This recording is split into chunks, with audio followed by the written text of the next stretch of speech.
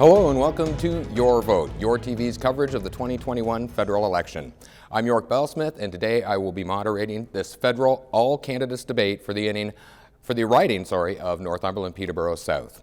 Before we go any further, YourTV would like to respectfully acknowledge that we are located in the traditional land treaty territory of the Mississauga and Chippewa Nations, collectively known as the Williams Treaties First Nations, which include Curve Lake, Hiawatha, Alderville, Scugog Island, Rama, Beausoleil, and Georgina Island First Nations. YourTV respectfully acknowledges that the Williams Treaties First Nations have been stewards and caretakers of these lands and waters, and that today remain vigilant over their health and integrity for generations to come. We are all treaty people. Today's debate is being held at the Lions Community Center in Cobourg. All COVID-19 safety protocols have been followed, and this debate is being held in a safe manner to protect the safety of all those involved in today's debate. We would like to welcome Conservative candidate Philip Lawrence, Liberal candidate Alison Lester, NDP candidate Kim McArthur-Jackson, and Green candidate Christina Wilson to today's YourTV debate. We did offer People's Party of Canada candidate Nathan Lang an opportunity to submit a free time video to air during this program. However, it was not received by the deadline. For the next 2 hours, the candidates will discuss, debate, and lay out their political platform on various topics and questions put together by YourTV staff and volunteers. The rules for the debate are as follows. Before the debate began, the candidates picked a number out of a hat for seating purposes. There will be no opening statements. We will move directly into the questions and answer part of the debate. Each candidate will be given up to 2 minutes to answer each question. Once each candidate has had an opportunity to answer the questions, the floor will be open for debate between the candidates. Each candidate will be given 1 minute to rebut any statement made by a previous candidate's answer. The order for answering questions by the candidates will change throughout the debate. For example, the first question will be answered in the order of 1, 2, 3, 4. The second will go 2, 3, 4, 1, etc. And finally, each candidate will be given up to 3 minutes for closing statements. This will be in reverse order of the first question. Now that we've explained the rules of the debate, let's introduce the candidates running in the riding of Northumberland Peterborough South. Conservative candidate Philip Lawrence. Philip and his wife are proud to be raising their children on a farm near Orono. With 10 plus years of experience in the corporate world, Philip holds his MBA and LLB. Philip has been your Member of Parliament since 2019, where he has tirelessly advocated for seniors, farmers, small businesses, Indigenous rights, and the environment. Amongst his accomplishments, his private member's bill to help farmers and bring down food prices passed through the House of Commons in June of 2021. Next is our NDP candidate, Kim McArthur-Jackson. Kim is an activist, parent, educator, and former financial advisor who has lived in the Northumberland area since 1990. She has been an activist since her teens, focusing on poverty reduction, economic equality, 2S LGBTQI+ rights, and human rights. As a working mother of 5, Kim understands how difficult it is for hardworking people to get ahead with our current government. As MP, she will work hard for action and affordable housing, universal pharmacare, and addressing the climate emergency. Christina Wilson is our Green Party candidate. Christine is a teacher and vice president of the KPR ETFO Occasional Teachers Union and has lived in Cobourg for the past 10 years with partners Stephen and their 2 children, Chloe and Destin. Born and raised in rural Northumberland County, just outside of the hamlet of Grafton, Christina is a descendant of 5 generations of farmers and is passionate about ecological agriculture. As a mother, she is also deeply committed to real climate action and securing the future for our children. In her spare time, Christina sings with the local women's choir, Choral Legacy, and sits on the board of directors for the Grafton Green Thumbs. And our Liberal candidate is Alison Lester. Born and raised here and coming from a family of small business owners, Alison has always had a passion to serve her community as a volunteer and lawyer. From serving as the chair of the West Bend Festival Arts Theatre and serving on the board of the Peterborough AIDS Resource Network, the Help and Legal Centre of Northumberland, and the Northumberland Hills Hospitals Foundation's Planned Giving Committee, Alison understands the unique needs of our region. The first round of questioning is going to deal with COVID-19. There will be 3 different questions pertaining to this subject, so please, when answering the question, please stick to the question that is at hand. Question 1. In your opinion, was Canada prepared for a pandemic? If not, why do you feel this way? If you believe we were, please explain why. And what would you have done differently? And we start with Philip Lawrence. Thanks very much, and that's a very important question indeed. There's no doubt this was a once-in-a-generation event that happened, and so some grace has to be given. However, there were a series of failures, including, I actually served on the Public Accounts Committee in the last Parliament, and in that committee, we heard testimony that while there were supposed to be storehouses of PPE, in particular of N95 masks, so we have a country of course, 37 million people. And so there's supposed to be enough N95 masks to deal with a pandemic. After all, we had been through SARS. However, there were less than 200,000 masks that were there. It was shocking. We need to be in a better position. I don't know what challenge will come next, but I know that there will be challenges. And we need to make sure as a country that we take the steps to make sure we're in a better position. And we also look at things like vaccines. If we had been ahead of the game, if we had the ability to produce vaccines here in Canada, we would have been in a better position. We would have saved lives, we would have had less lockdowns, and we would have had a freer country.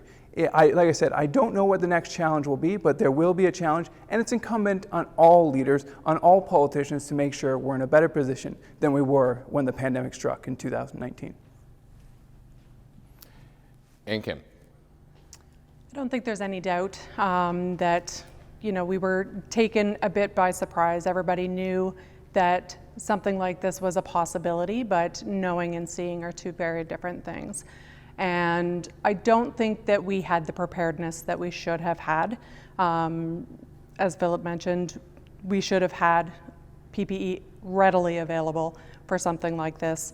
And the very fact that we knew that there was potential going back as far as October, November, shows that we could have been making sure that we were more prepared if and when the time came.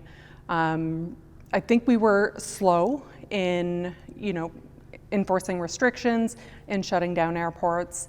That's something that should have been done much more quickly. I understand completely that there was concern about the economy, but I think the economy ended up being hurt more because we didn't take those steps sooner. Had I been in that kind of a position, I would have advocated for things to shut down more quickly to try and basically make sure that everything was as safe as possible until we knew the extent of the issue. Thank you. Christina. Thank you. I definitely agree we were not prepared for this pandemic. I believe that things were not increased as soon as they possibly should while we were in the middle of this pandemic. I do believe borders should have been shut down sooner and travel restrictions should have been put in place long in advance of when they were actually implemented. I think that would have stemmed the flow and the numbers we had during the first and the second wave of this pandemic. And now as we begin the fourth wave, of course, we are starting an election. So I do not believe that this is the time and place for that either. However, what I would like to talk about is the, sorry, I've lost my train of thought. No, that's all I have to say for that. Thank you. Thank you very much. And Allison. I think it's easy to look back with hindsight and look at the things that allegedly could have been done better. Of course, the pandemic was new. It caught everybody by surprise. And the Liberal government acted very quickly with respect to securing PPE and securing economic supports for Canadians. The Liberal government inherited decisions that were made many years before the pandemic struck regarding manufacturing facilities. And so with the resources that they had, I'm very proud of the ability of the Liberal government to act quickly. And of course, we all know now that as a result of the decisions that were made by the government, we are the most vaccinated country in the world. So it's hard to be critical when we've achieved such a remarkable record. Thank you very much. We'll now open up the floor for rebuttal. 1 minute for each rebuttal. Please raise your hand if you have something to add. Philip. Thanks very much. As I mentioned at the beginning, there's no doubt that it is was an iterative process at the beginning. But the challenge was that we made bad decisions with respect to vaccination procurement. So we may be getting to where we need to be, and we certainly have a plan to get our vaccine rate over 90% vaccination rate. But the challenge is that we were slow, and we initially made deals with the communist Chinese regime for vaccine procurement, which put us back months and months and months. In those times, we lost lives, there were lockdowns, people lost their businesses, people lost their homes. We need to do better, and we can do better. Christina. I wanted to just touch base on CERB for 1 minute, and that CERB was such a brilliant idea, and of course it is based off of the concept of the Universal Basic Income Plan, which the Green Party came up with about 10 years ago and started talking about 10 years ago. That is one big point. What I want to say is that it was not implemented properly, that I have family members who suddenly got a bill in the mail saying that, oh, they made just less than $5,000, therefore they had to pay the money back to the government, and that was just a shock and surprise and hit so many people, and more people should have been eligible for it. Thank you. Kim? Just a note on the vaccine procurement. There's no doubt that, vaccine procurement could have been handled better. However, I do think it's also worth noting that the lack of vaccination facilities, or vaccine producing facilities, in Canada was a major hindrance in that regard. And had those facilities not been sold off and closed down by previous governments, we would have been in a much better place to get to where we are now more quickly. Thank you. Alison. And again, the government was responding to a moving target. Again, it's easy to forget what it was like in March of 2020. Nobody knew where this pandemic was going to take us. And so the Liberal government, they worked with the resources that they had in terms of procurement. And it's easy now to look back and say that they made mistakes, when in fact they made a strategy based, again, on the lack of manufacturing, and they secured vaccines as quickly as possible, and of course, as we all know, in a most resounding, successfully way. Thank you very much. We'll now move on to our second question of the debate. Where do you and your party stand on mandatory vaccinations for federal public employees, and explain your and your party's ideas when it comes to a vaccine passport for travel and work? And should a vaccine passport be a federal program rather than each province and territory developing their own passport? And Kim, you start. I think if we've learned anything over the last 18 months, it's that we have to make sure that we're prepared. And the way to do that is to make sure that all people that can be vaccinated are vaccinated. And following up with that, the only way to know whether somebody has been vaccinated is by having a method to be able to show that, such as a vaccine passport. I support that, my party supports that, and yes, I do believe that federal employees should be mandated to be vaccinated. It's definitely something that we've seen can make a major difference, and not taking those steps is going to basically just put us back in the same position where we're going to keep going through wave after wave if we don't make sure to get it under control. Thank you, Kim. And Christina. Mandating vaccines is something that the Green Party of Canada is seriously considering, but there are many people who can't get the vaccine for various reasons, and we need to also consider them and their backgrounds. I have people in my own life who, for immune-compromised reasons, cannot get the vaccine. What's going to happen for them if we do implement a mandatory vaccine passport? How are they going to get into society and be able to do that? So there needs to be considerations and exemptions from this. What I'd also look at, what we do know though, is that vaccines save lives. Vaccines reduce hospitalizations. Vaccines reduce the numbers of individuals in the ICU during this pandemic. Those are scientific facts. We know those. Have to agree, I'm a science girl. I have my vaccine. I have no problem saying that and admitting that out loud.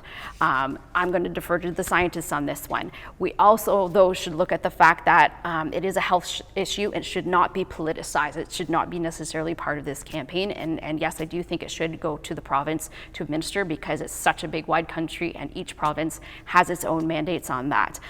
There is a time when personal liberties should be curtailed to benefit the common good, but it should be decided by the appropriate health authorities, not necessarily the government, or the government in conjunction with the health authorities. Thank you. Thank you. And Alison. The Liberal position and my personal position is that it's absolutely imperative that we make vaccines mandatory for rail and air travel and for federally regulated employees. Unfortunately, not all parties agree with this position, but the science is clear. Vaccination is the only way out of this pandemic. The Liberals are proposing a $1 billion payment to the provinces and territories to assist with implementing a proof of vaccination system. And it's quite clear that without this, we will be looking at a fifth and a sixth and a seventh wave, perhaps, of COVID-19. So the Liberal government has been very clear from the beginning that vaccination is the solution, and will certainly be enforcing mandatory vaccination when it is possible. There certainly, as my friend mentioned, exemptions may be required on a case-by-case basis. Thank you. And Philip. Thanks very much. And so we do stand for vaccinations. Myself, I'm proud to say I am double vaccinated. I encourage everyone out watching this to go out, if they haven't been, go ahead and get vaccinated. However, we also want to make sure that we're respectful of people's medical freedoms as well. And there are alternatives out there. There are rapid testing that are available. And so my approach in general in life is not to use the stick, but to use the carrot. And so instead of necessarily making it mandatory, we need to engage people. We need to cooperate. We need to work together to make sure that we get the highest rate of vaccination possible. When it gets to vaccination passports or certificates, the reality is that if Canadians want to travel, the reality is that in all likelihood, many countries will require proof of vaccination. And so we shouldn't do this in a piecemeal way. We should have a national standard on that. So for those individuals who do want to travel, when they are allowed to, they have an easy way of showing that, instead of it being a piecemeal approach province to province, but in fact we have a national way of proving that you've been vaccinated for international travel. Thank you. We'll now open the floor up for rebuttal. Again, 1 minute each, and raise your hand if you have something you'd like to add. Allison. Well, I think it's interesting that Mr. Lawrence is talking about being respectful of medical choices, because what we have seen in Canada is the exact opposite. We are seeing folks being barred from entering hospitals, protesters outside of hospitals because of this very issue. It's clear that the carrot and stick analogy is not going to work here. This is a situation where mandatory vaccination is the only solution to move the country forward. And it's not unprecedented. We already have it. It's called an immunization record. Everybody's got one. So this is not a brand new intrusion on rights, as I think it's being portrayed. It's in fact the logical response, scientifically based response to a global pandemic. Thank you very much. We'll now move on to our third question and our final question pertaining to COVID-19. Canadians want to know what the long-term plan is for dealing with COVID-19. If elected, what approach will your party take to balance the well-being of the economy and the safety of all residents in your riding? Christina's first. Thank you very much. I believe we have something in our 2021 party platform that actually does say that they have a COVID-19 recovery plan in place.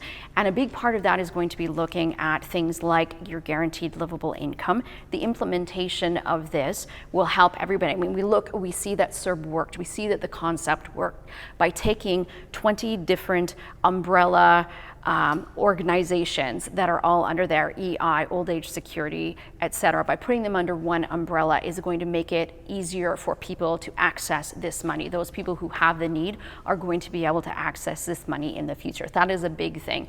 The other thing, investing in the economy in the future. We need to make more of a transition to a just green economy for the future in order to affect climate change. This is something we have to do, and this needs to be a part of the future, especially for the COVID recovery. We can see what's happened just by emissions being reduced in the last 2 years because of less cars on the road, less airplanes in the air. So we really need to think about and look about how that has affected our area and what we can do to fix that for the future by investing in technology. Thank you. Thank you. And Allison. So from a healthcare perspective, we've learned a lot of lessons about COVID-19, and specifically relating to the health of Canadians, the Liberal platform includes free booster shots for Canadians if the science dictates that that's required. And also the Liberal government is promising to invest funds into researching the long-term effects of COVID on individuals. Regarding specifically the economic effects of COVID-19, the Liberal platform is very bold in terms of its relaunching of our economy. We've learned lessons particularly regarding childcare and having to take individuals out of the economy and what an impact that has. And that's why the $10 a day childcare that's part of the Liberal plan for relaunching the economy is so crucial. We learned this lesson during COVID-19. We're going to take the lesson that we need to have all members of the family in the workforce if that's their wish, and make it happen. Thank you. And Philip. Yeah, so they're really quite related, of course, because if in fact we get to the point where we have a higher rate of vaccination, if we get to the point where we can successfully deploy rapid tests, then we can really, as we continue to do, instead of facing this this fourth wave, we can really open up the economy. We can really let the sun shine in our economy. And I'm really looking forward today. And I might add, you know, I don't know if this was the best time for an election, right, as we are facing a fourth wave. But going forward, we have a ton of great economic plans. We're going to bring 1 million jobs back to Canada. We're going to do so in a respectful way that we help small businesses with tremendous financial supports. And just that, one of the areas where they've missed so far in the support, unfortunately, has been sector specific. While the pandemic has affected us all, it hasn't affected us all equally. Areas like tourism have been absolutely crushed. I can't tell you in the thousands and thousands of phone calls I've responded to how many folks I've talked to in the tourist industry who have lost their jobs, lost their businesses, lost their incomes, and even lost their houses. So we're going to have specific supports to help those areas that have been particularly decimated by the pandemic. So number one, we need to make sure that Canadians are safe through vaccinations, through rapid testing, through proper management of our borders. Secondly, we're going to put in a great system of economic supports to power that economy, to really let that sun shine through our economy. Thank you. And Kim. At the end of the day, it all comes down to preparedness. If nothing else, over the last year and a half, we've had the opportunity to learn what we can and should do if and when this kind of a situation arises. And the best thing that we can do is make sure that we're taking that forward. So making sure from a prepared standpoint that we have, you know, healthcare resources in place, that we have the PPE that's required, that we have vaccination manufacturing available in Canada without having to depend on anybody else. And with that preparedness is going to come the boost to the economy, because the main reason that we had so many issues with the economy was because of the constant shutdowns, because we would open back up, we would get another wave, we would shut down again, we would open back up, and so on and so forth. Making sure that we are prepared is going to do everything to make sure that we're keeping the economy up and running, and that people aren't getting sick, and resources are available to those who are. Thank you very much. We'll now open it up for open debate and rebuttal. Anybody who would like to add anything can raise your hand. Allison. I'd like to address the issue of the timing of the election, because this has been brought up a couple of times, and I think this is the appropriate place to address that issue head on. We're talking about the long-term, how do we manage the impacts of COVID-19 in the long term? Well, that's exactly why we need an election right now, because we're about to embark on the COVID recovery journey. And when else but now to have an election to say to the Canadian public, how do you want to recover from this? Here's what the Liberals have done so far. Let's look at what our next steps are. We want to have buy-in and a new mandate from the Canadian public regarding how we're going to tackle that long term. And just to Mr. Lawrence's point about tourism, I agree. Tourism is an issue, and the Liberal government will be providing 75% of expenses to get the tourism industry through the winter. Philip? Yeah, so with all due respect, if in fact Prime Minister Trudeau had a majority government right now, he would not have called an election. The reason for the clear is clear. Actually, Parliament, I was there, and it was working fairly well. I think credit to the NDP and to the Green Party, and we of course supported nearly all of the pandemic relief programs. And I believe that it would have been best. There's nothing I would have liked more than to be in Parliament right now, working for the constituents of Northumberland Peterborough South. And Alison. Yes, you were there, and in fact, when the relief package was put in front of the House of Commons that would extend the CERB, you voted against it. Philip? So the fact remains that the legislation passed, and there was no vote being held here. And once again, if in fact there was a Trudeau majority right now, there is no way on God's green earth that he would have declared a majority. This is an exercise in narcissism. Thank you very much. We're now going to shift our questioning to the Indigenous file. This time there will be 2 questions under the topic, so again, please keep your answer in line with the question at hand. Our first question: thousands of unmarked graves believed to be children who attended residential schools have been discovered in the past year. Where does your party stand on reconciliation, and where do we go from here? Alison. Christina, sorry. Oh, me first. Hi. Here, I was looking for my paper. Okay. So the Green Party of Canada stands behind Indigenous sovereignty. So the idea that they should be free to make their own decisions. And I think one of the first things that needs to happen is we need to look at the plan that has already been put into place and see what has not been done. So many promises have gone unfilled. And we need to go back and look at that and work one-on-one with the Indigenous communities to see what can be done. Reconciliation needs to go forward 100%, not just 10%, not just 20%. We need to work with people who were here before the rest of us were. We need to acknowledge the land, give land back to them at a faster process. And I heard that it takes upwards of 8 years to simply give 100 acres back to the local First Nations land. That just blew my mind away. And those are the things we need to look at on how we can make this transition easier and go through the process better, working one-on-one with the Indigenous peoples. Thank you.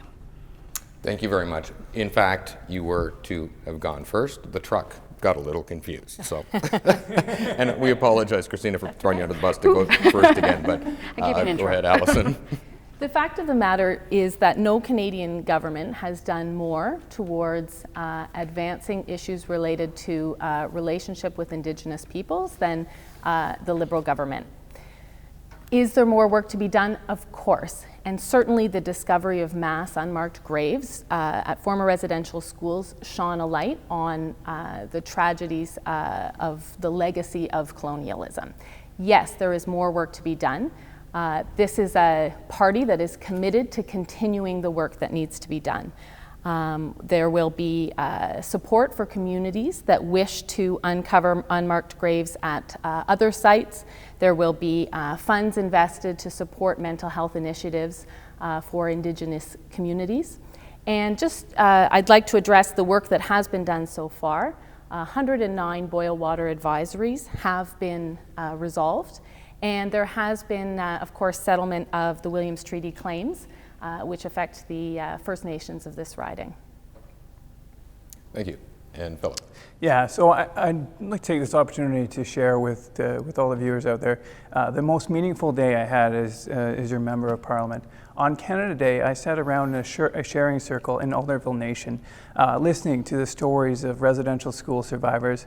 Those stories were truly heartbreaking, and the abhorrent treatment that Indigenous children received. It was truly shocking, and I committed then, as I will commit now publicly, there will be no more important issue than for me than for the rights of Indigenous people. Every Indigenous child needs to have the right, the freedom, the ability to be successful and prosperous in our country.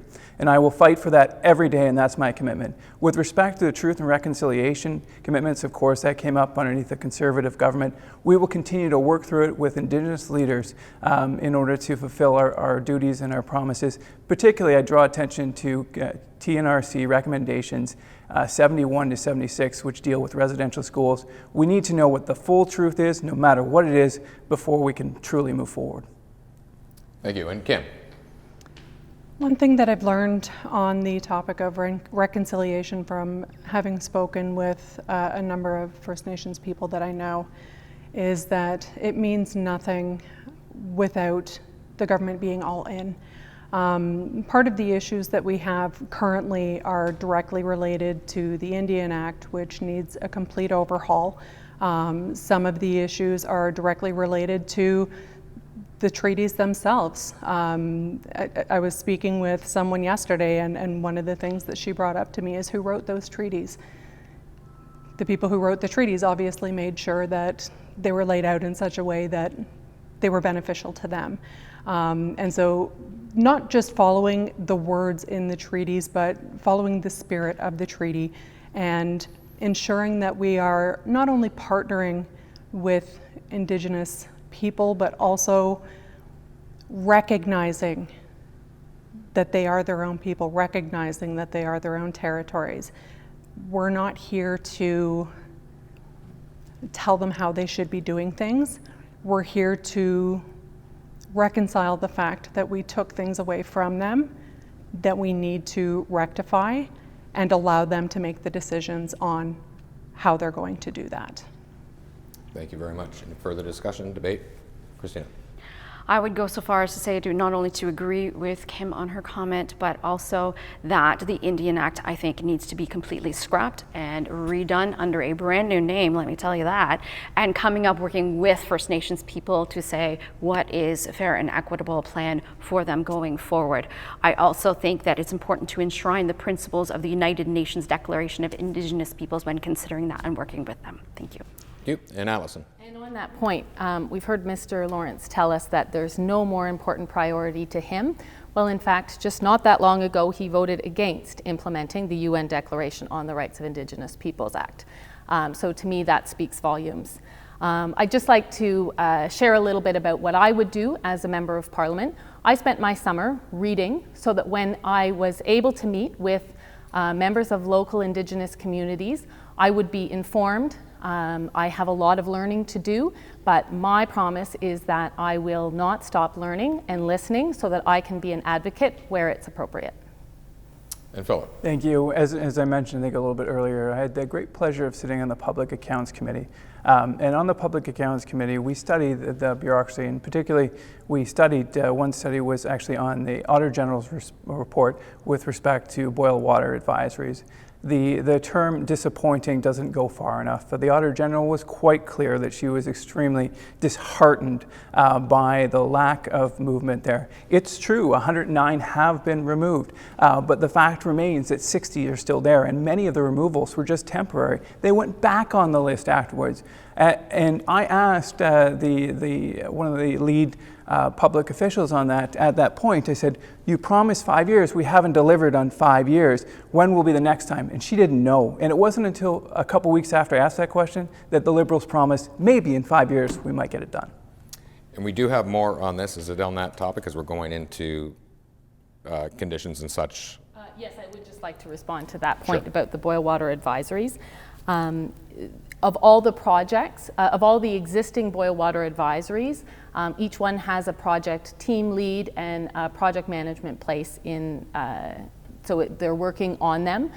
It's a complicated scenario because the resources aren't always available to do the work that needs to be done. It's time consuming. We also had a global pandemic in the middle. So I assure you that the Liberal government is committed, and when they said they'd eliminate the boil water advisories, there were 105 in place, and they have eliminated 109 in fact. Thank you very much. Philip? Yeah, just a quick rebuttal. And with all respect, Alison, I know that you weren't directly involved in this. This is aimed directly at the Trudeau government at the time. Complicated challenges, pandemic, that doesn't deliver clean water to Indigenous children. And we are going to touch on that here in our next question. We have heard many stories of First Nations communities in this country trying for many years to rectify land claims with not only this government, but with previous governments as well. We have also heard many stories of poor living conditions on reserves. So the question is, how will your government work with not only the province of Ontario, but all the other provinces to help rectify land claim issues? As well, what actions will your government take to help First Nation reserves make sure they have clean water to drink and safe and sustainable communities? Alison, you are first. So, as I mentioned, the Liberal government is currently working with Indigenous communities to address the issue of the clean water. The proposal, the Liberal platform, is proposing to invest $2 billion in a mental health wellness strategy to address directly mental health challenges that youth are facing on our reserve communities. And as I mentioned, they will be moving forward, working with the Indigenous communities to continue to settle outstanding land claims. Of course, the Williams Treaty settlement was reached in 2018, which directly affects our local, the Indigenous communities of this particular riding. So that work has been done, and the work continues. Nobody said we were finished. We're going to listen and work in partnership. Thank you. And Philip. Yeah, so we need to continue to have Indigenous-led solutions where we're working together in partnership with our Indigenous folks across this country. And I will tell you, one of the issues that I was really struck by when we were at the sharing circle is I was talking to an individual who had a role whose job was to try and get Indigenous children back with Indigenous parents. And there, as you are probably well aware, there are many, many Indigenous children currently in foster care. We need to do everything we can to reconnect our Indigenous children with their ancestry. And I've had the opportunity to both be at Alderville and Hiawatha and read about their tremendous history.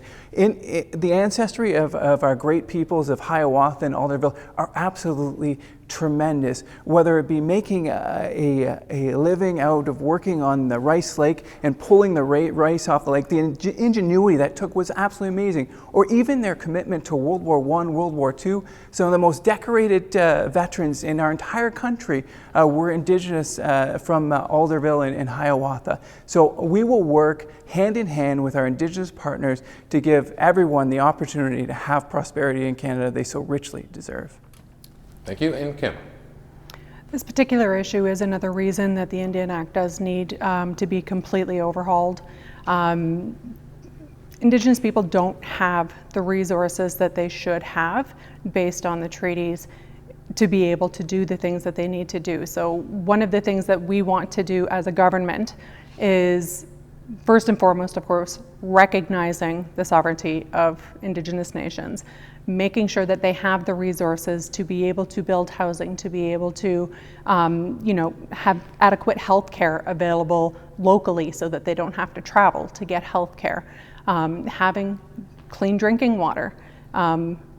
Nobody has actually mentioned the status of the water in either of our communities in our riding. And that kind of surprises me considering the nature of the question, because both have plans in place but need funding to be able to get it done. And that's something that we are committing to, is to making sure that everybody has access to clean water. Thank you. And Christina. Thank you, York. I think all of our wonderful candidates here have made great, excellent points. I feel like we might even be on the same page on a lot of those points. One of the biggest things, of course, is working in partnership.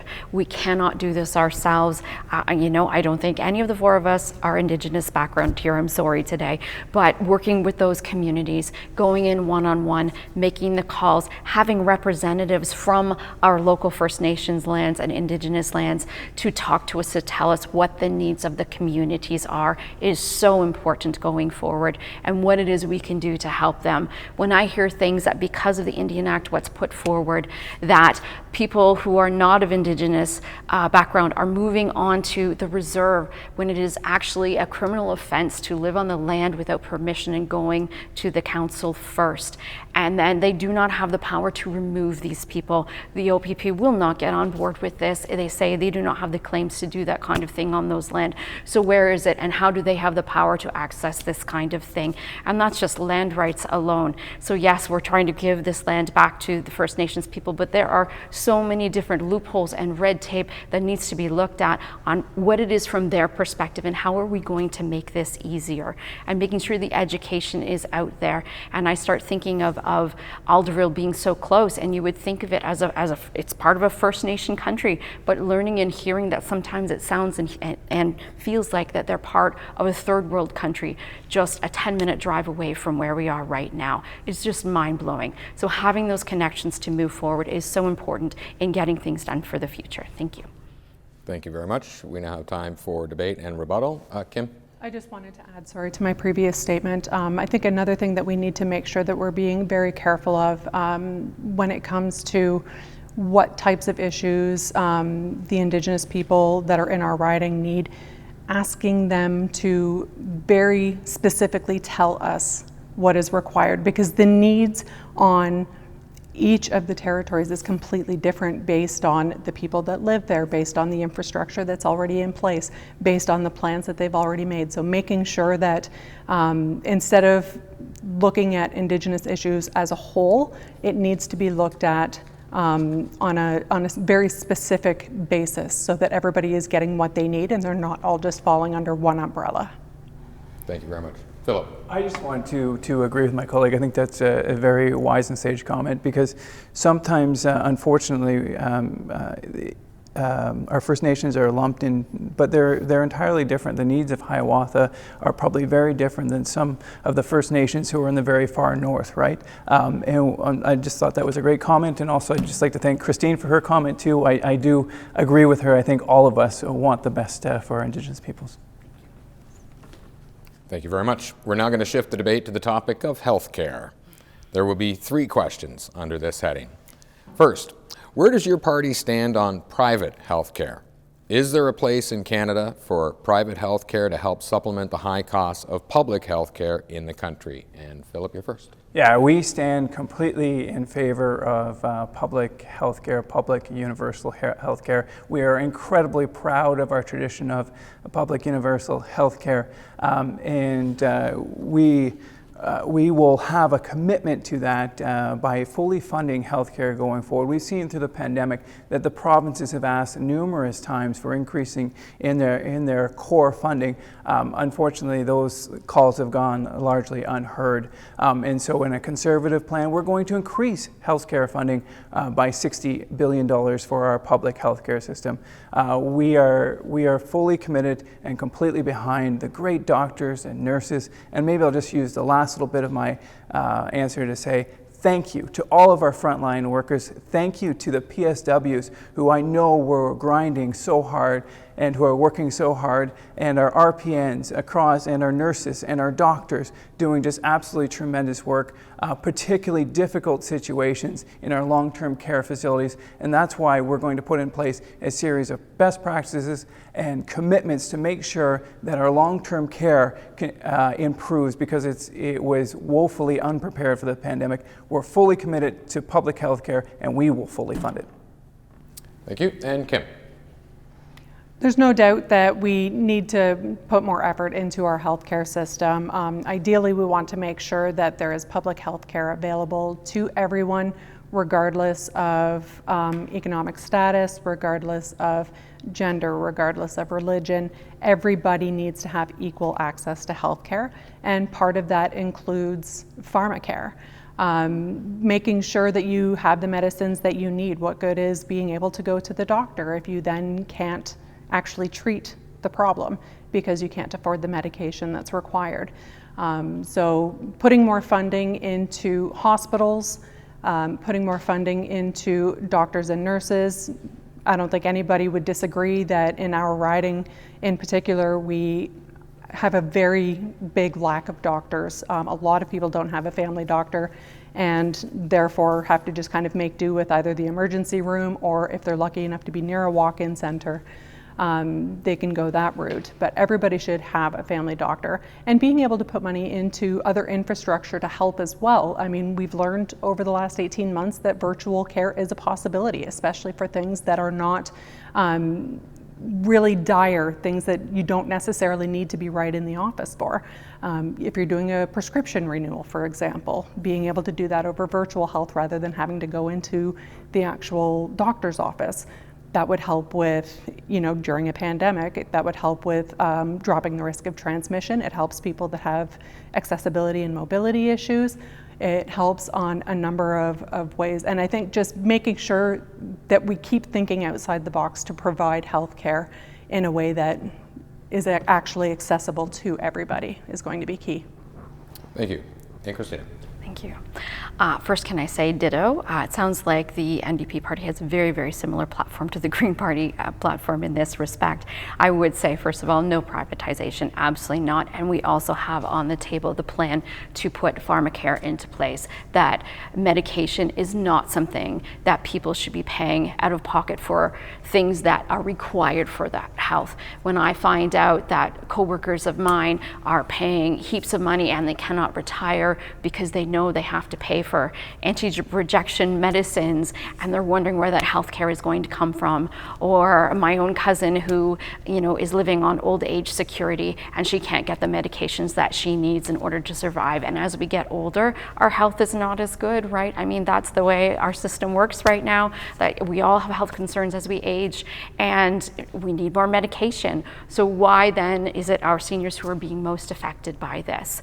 The Green Party is deeply concerned about the steady degradation of our public health care system. After decades of cuts and a slow ride of the two-tiered health care in our country, we need to move forward by increasing the funds towards health care, not decreasing and not privatizing. Thank you. Thank you. And Alison. The Liberal government is committed to ensuring that our health care system is robust and universal. Mr. Lawrence has indicated a similar sentiment, and yet we know that Aaron O'Toole himself has used language that would suggest he's open to a privatization of the system. Under the Liberal government, that is simply unacceptable. My friends here have mentioned the need for doctors, particularly in rural communities. I'll take it one step further. We have a plan. The Liberal government is committed to hiring a minimum of 7,500 family doctors, nurses, and nurse practitioners, including supporting access to physicians, nurse practitioners, and nurses in rural communities like ours. A re-elected government, Liberal government, will also work to eliminate wait lists. Of course, we've all heard the stories or had loved ones who have had to wait to get surgeries as a result, particularly of COVID-19. The Liberal government is committed to working with the provinces to reduce this. Our investment is $28 billion over 5 years. This is in fact more than the Conservative government is allocating. And I note that the costing of the Conservative plan has that money coming in after 5 years. So over the next 5 years, it's the Liberal government that is committed to funding our healthcare system and making sure that it remains universal and there's access for all Canadians. Thank you very much. We'll open up for debate and rebuttal. Philip. Thanks very much. First of all, I'd like to thank Alison for putting us into government there. Just a little fun, You said Conservative government, so good. But I have to respond to the Aaron O'Toole issue. So what happened was the Liberal government, unfortunately, decided to, or the Liberal campaign decided to cut and paste a piece. Like they literally cut and they taped it. Don't believe me?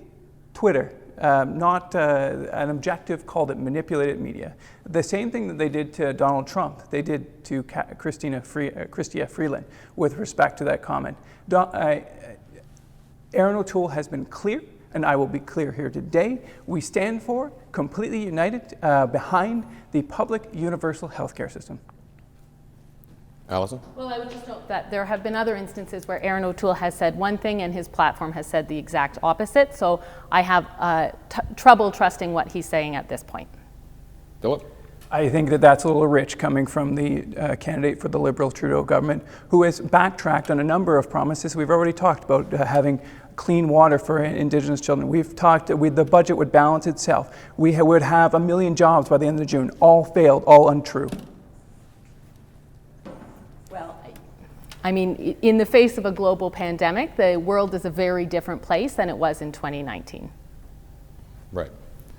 Okay, so our second question on the topic of healthcare. This question deals with a national pharmacare program. Canada is the only country in the world that has a universal healthcare system that does not have universal coverage for prescription drugs outside of a hospital. Recent polling suggests that people in Canada support a national pharmacare program, with 93% saying equal access for all is important. What is your party's stance on a national pharmacare program? And if in favor, how would it be funded? And Kim, you're first. I don't think there's any question that my party is adamantly behind pharmacare. It is a very big piece of the healthcare puzzle, and it only makes sense from so many different perspectives to make sure that people have access to the medicines that they need. It ends up saving the healthcare program money in the long run, because a lot of the reason that people end up in hospitals is because they're not able to properly treat the issues that they have. Having pharmacare in place will ensure that people have that ability to get their medications when they need them and cut down on people having to go into the hospital due to lack of access. Further on that topic, as far as funding goes, having a national pharmacare strategy will bring down drug prices, which will in turn save money as far as that goes. Right now, there's a lot of people who have private drug plans through their employers. Some people, it's covered by the employer. Some people, they have to pay out of pocket for it in addition to the employer contribution. When you take the amount of money that people are paying, not just for the medications, not just for co-pays if they do happen to have coverage, and the amount that's actually coming off of their paycheck to pay for that drug coverage, in combination with the amount that's being spent, in hospitals when people have to go to hospitals to get drugs, there's no question that in the long run it's going to pay for itself. Thank you. Christina. Thank you, York. I agree with that comment. I mean, you've already heard my comments on universal healthcare and pharmacare and who that is going to help in the long run. What I really also want to look at, that idea that will it pay for itself, reducing healthcare costs by giving everybody the medicine they need. Absolutely. The other thing that the Green Party is looking at is that guaranteed livable income piece, because we also will be able to afford a way of living that is also going to reduce our healthcare needs and tax the healthcare system. So once that is in place and our healthcare is already costing us less, then we have more money to put towards pharmacare and paying for those medications that people need in that place instead. If elected, I will work to defend and expand our single-payer public healthcare system in a way that recognizes that health doesn't start and end at a hospital as well, but it also includes physical and mental well-being on top of that pharmacare piece as well, please. Thank you. Thank you. And Allison. Pharmacare is a priority for the Liberal government, and in fact it is one of the things that the Liberals have been working through. They have an agreement already in place with Prince Edward Island, and it remains a priority and something that will continue through the next several years in the event that the Liberals are able to form government. Philip. Yeah, thanks very much. Unfortunately, although we've certainly had many promises, I think the first pharmacare promise was under Paul Martin, if I'm not incorrect, but we've had many promises of pharmacare, but we have yet to deliver. We will work with our provincial partners, as many provinces, including right here in Ontario, have put forth the effort to put in at least partial pharmacare policies. We will work with our provinces to make sure that all people have the medications that they need. Thank you. We will open up for further debate and rebuttal. Anybody? Okay, our next question deals with mental health. At one point in time, mental health was a taboo subject to talk about openly. The stigma around someone suffering from mental health issues had many people suffering in silence, where there was nowhere to turn to for help. Thankfully, that stigma has been raised over the past several years. What is your party's platform when it comes to mental health? What will your party do to help address this issue, and what concrete plans will your party implement to prioritize mental health for the length of this next government? And Christina, you're first. Thank you very much, York. Appreciate the question. As I mentioned earlier, that I think mental health should be under that umbrella of the single-payer healthcare system that we now have in place. We are entitled to a certain amount. For those people who don't know, as I needed a counselor when I did not have benefits, that OHIP actually does pay for currently about a 6 to 8 week period if needed through local counselors. You do need the recommendation from your family doctor though. So just some education for your own background if you need that health access to that.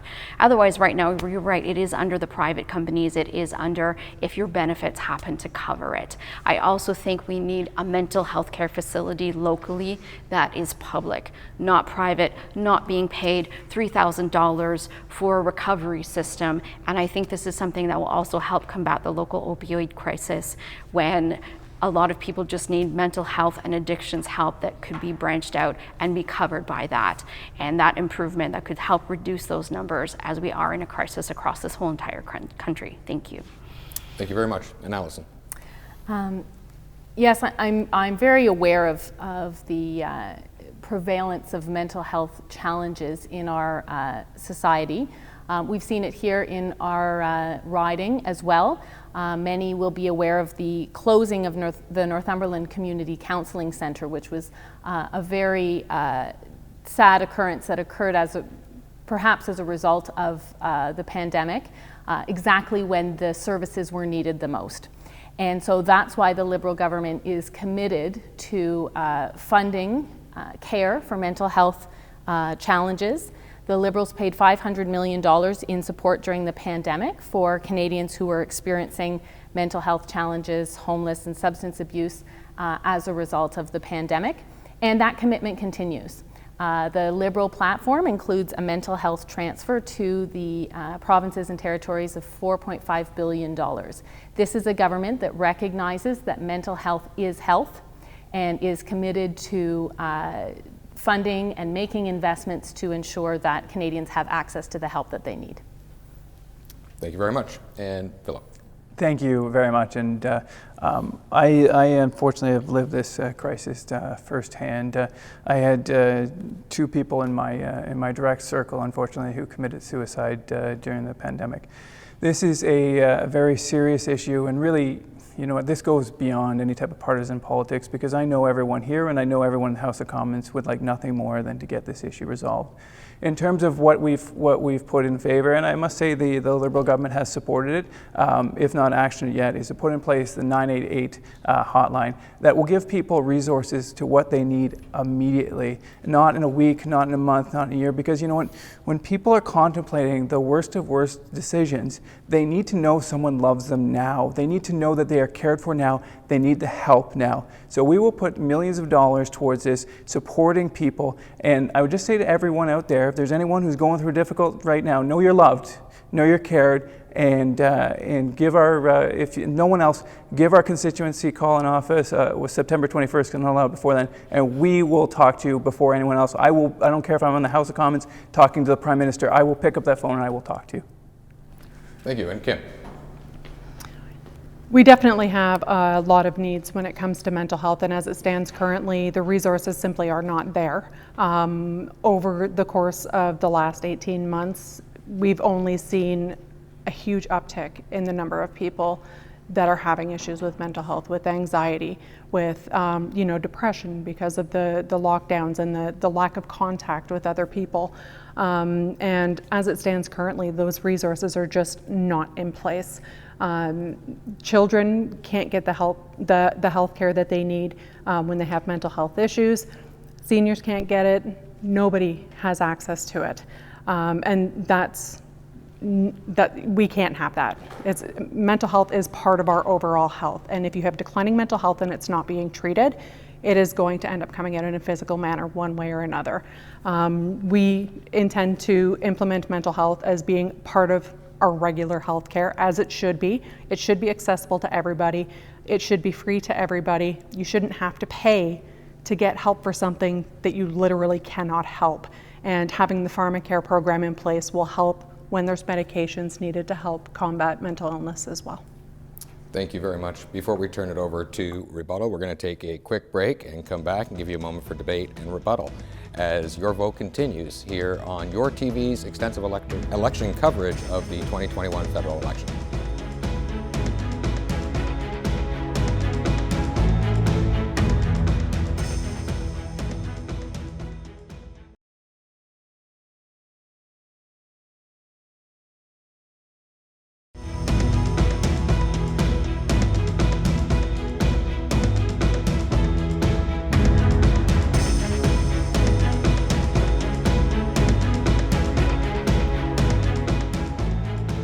Hello and welcome back to Your Vote, YourTV's extensive coverage of the 2021 federal election.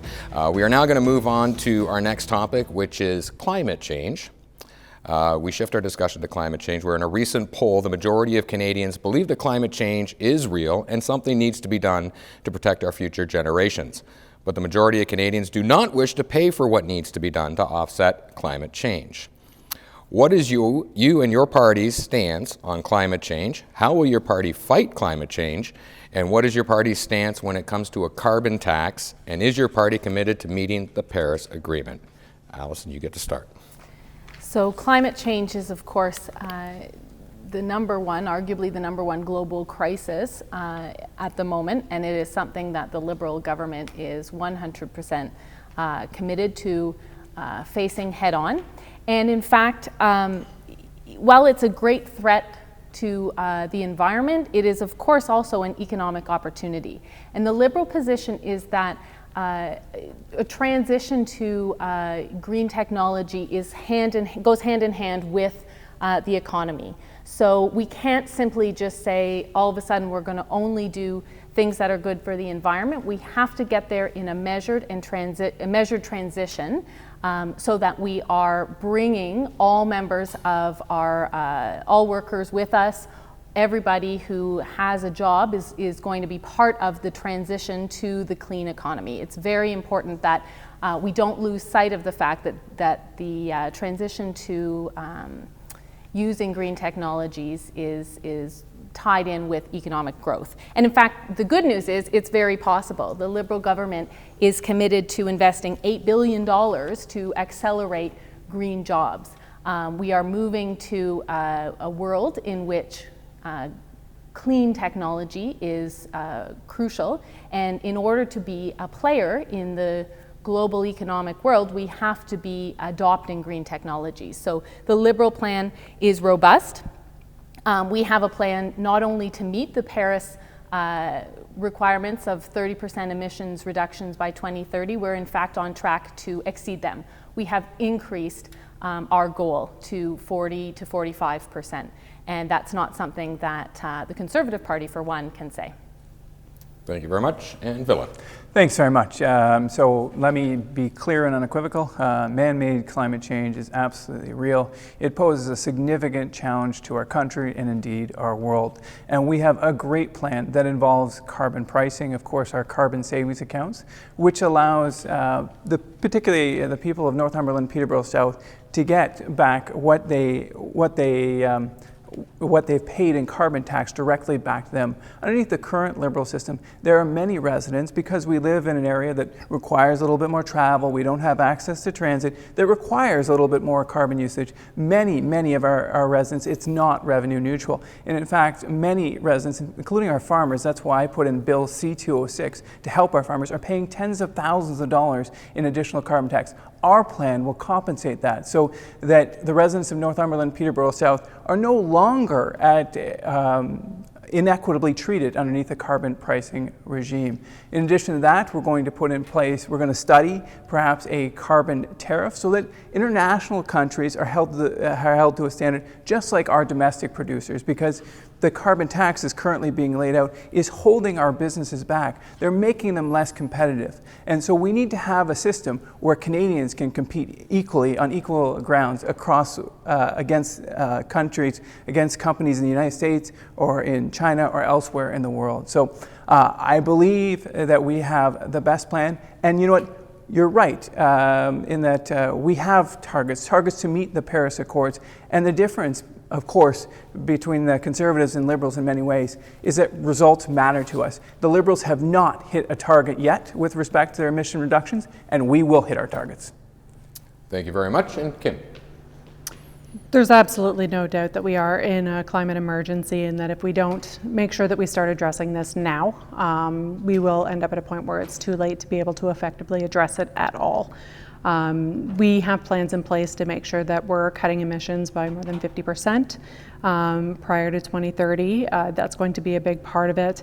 Making sure that we're taxing the right people when it comes to a carbon tax is also very important. It's the big polluters that need to be paying for what they're doing, and making sure that they're putting processes into place to switch over to greener energy. And that's going to be a huge focus for us, is getting everyone switched over to green energy.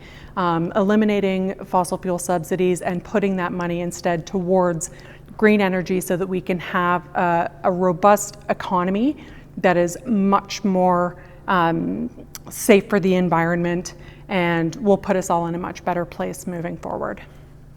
Thank you very much. Christina. Thank you. My turn. The Green Party of Canada, the whole basis of our platform is that we have the strongest climate action policies, more so than any other parties. We definitely agree to the Paris Accords and reaching those reduction of emissions by 2050. In fact, we are beginning with a 60% reduction from 2005 levels by 2030. With the 100% emissions, zero carbon emissions by 2050. Thank you very much.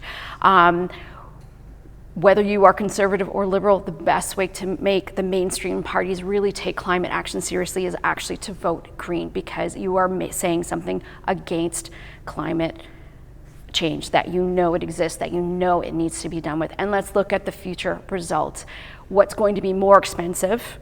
Is it going to be the resources put into making a new green economy, or is it going to be fixing our broken planet down the road? There is no planet B. We need to act now, and we need to act strongly. Yes, the Green Party agrees on absolute reduction of fossil fuel usage, removing those subsidies. We have to get rid of those subsidies, and those subsidies can then be used to retrain fossil fuel workers for the future, to make sure that each one of them still has a job in the future by training them in a renewable energy sector.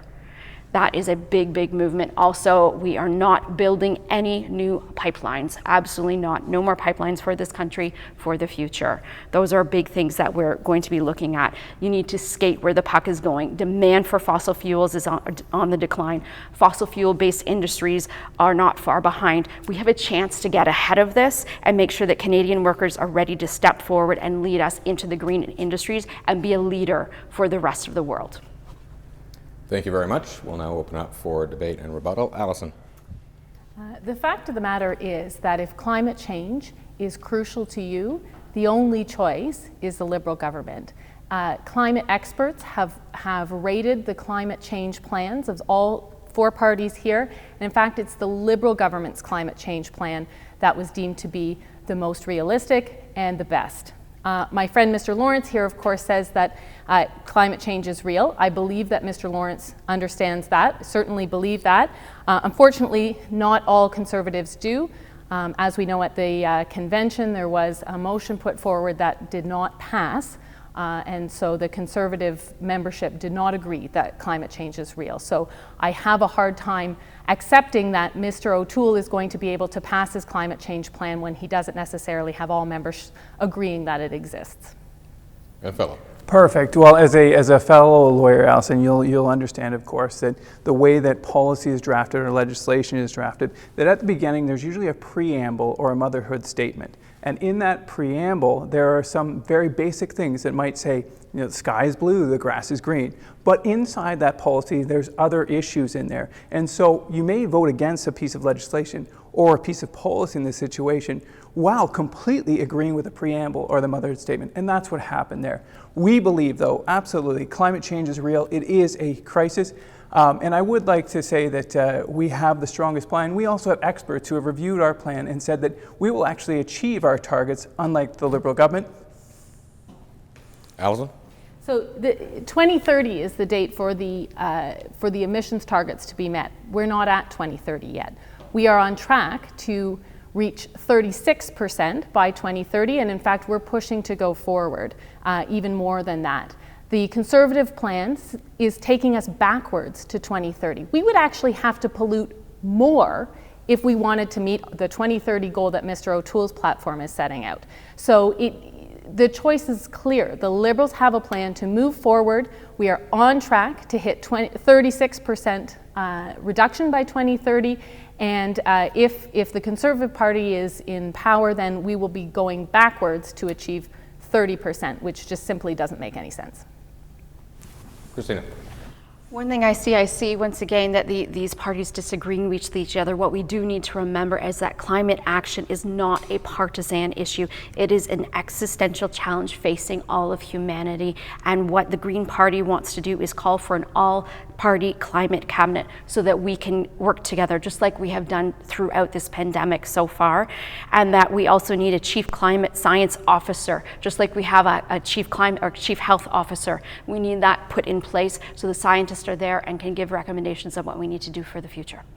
Philip? Yeah, I agree wholeheartedly, Christine, that it is a nonpartisan issue and it does pose a significant, in fact, your former candidate, Jeff Whelan, and I had many conversations that I talked to him, and he was such a great advisor. And so if I am privileged and honored to be selected as your member of parliament, I won't just be hearing from the Conservative Party. I will be taking in, I'd love to hear from you, Christine, Allison, as well as you, Kim, about your views on climate change, because I do view it as something that's beyond politics and something that needs to be resolved. Allison. Again, Mr. Lawrence, your record says differently. When there was a vote on legislation that would set a net zero target for 2050, you voted against that. That target was once again empty virtue signals. We believe in results. Results matter. If you want virtue signaling, if you want empty promises, then you know which party to select. Kim? I think the thing that I'm noticing the most is that neither the Conservative plan nor the Liberal plan are aggressive enough. We're not in a position where we can afford to play games and decide what we're going to do and when we're going to do it. We need to move forward, and we need to move forward hard. And switching over to green technologies, cutting those fossil fuel subsidies, and everybody seems to think that fossil fuels, the world's going to fall apart if they fall apart. We've seen it happen before in previous financial crises where, the price of oil has dropped. And was it hard? Yes. Did we survive? Yes. And if we're implementing green energies, we're bringing all these energies forward, we're boosting our manufacturing sector by having them made here in Canada, we're retraining people to be able to implement these, we're retrofitting homes. That's going to get us somewhere. Thank you. Allison. The problem again is that the NDP climate change plan received a failing grade. The fact of the matter is we need a plan that is realistic and that will transition us to this new world that we're all about to face. And the Liberal plan is the plan that achieves both of those things.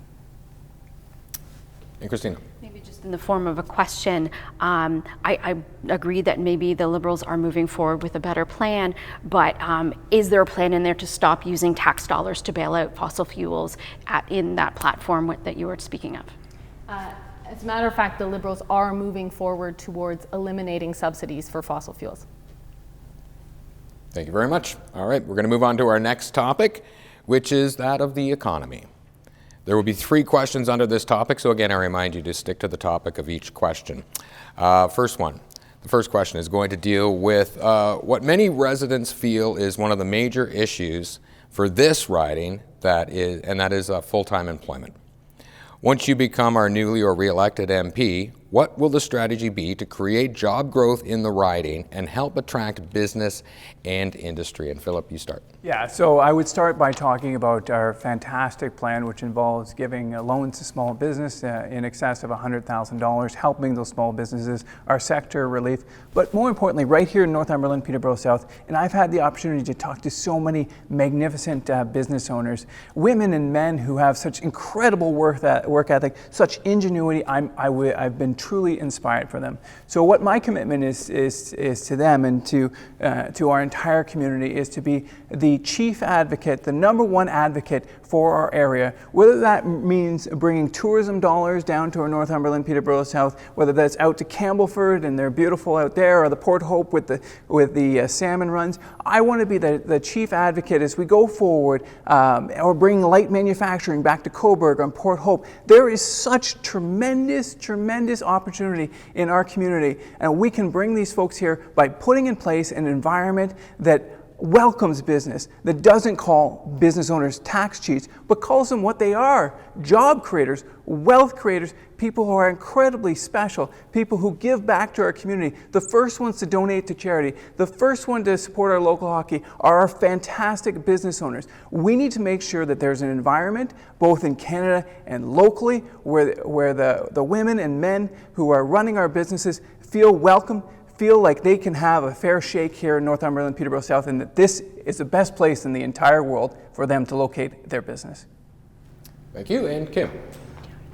There's a number of things that we want to do to help with the economy. A huge part of that, as I mentioned earlier, is the move towards green energy. We've had a lot of manufacturing facilities in the area that have unfortunately ended up moving away.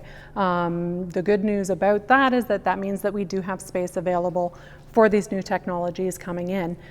So putting incentives forward to be able to, attract people to the community, incentives to be able to build on those green energy items that are required that right now we're having to order from out of country, and because of that it's not only extremely expensive, but it's also potentially supporting countries who are not taking as much of a serious look at climate change as we are.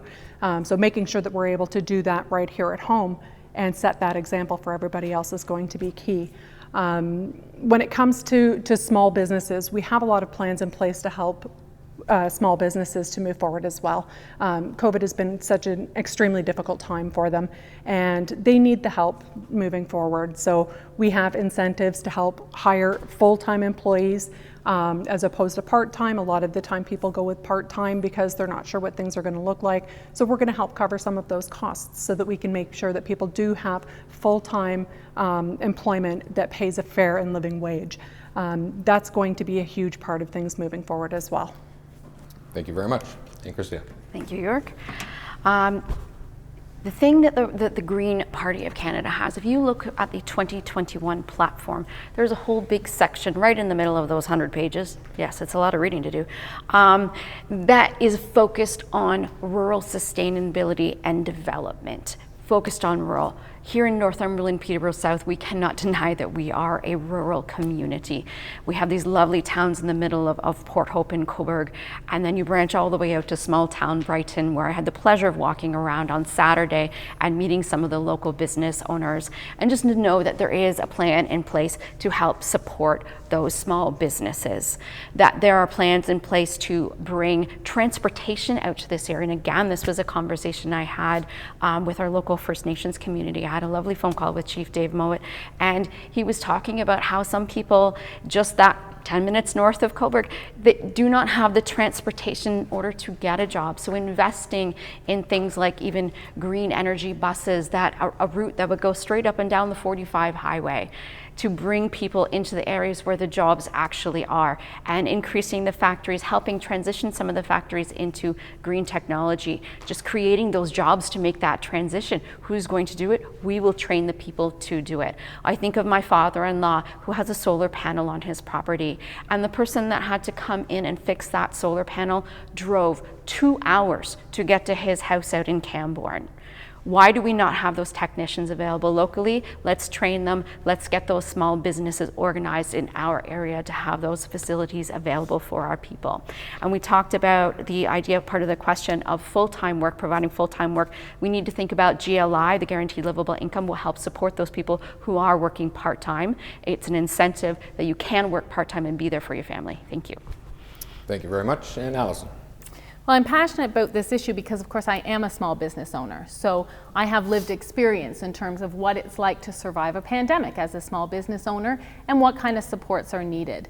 Throughout the pandemic, the Liberal government had the backs of small business owners, and they will continue to do so as we transition into a post-pandemic economy. One of the things that the Liberal government is putting forth in its platform is to double the maximum loan available through the small business financing program. We've seen many businesses in our riding that have taken advantage of this program, and it creates innovative, creative, in many cases, environmentally sustainable small businesses. And so I'm really excited to explore the opportunities that fund creates. My primary goal as a Member of Parliament is to make connections as much as possible with any federal ministry that might have investment dollars that could come here. We have a wealth of experience available in this region, and we just need to make the connection. We need a connector between the small business owners or the entrepreneurs who just need financing in order to get their fabulous idea off the ground. I want to be that connector. I want to use my experience as a small business owner to inform the advocacy work that I do on behalf of those individuals.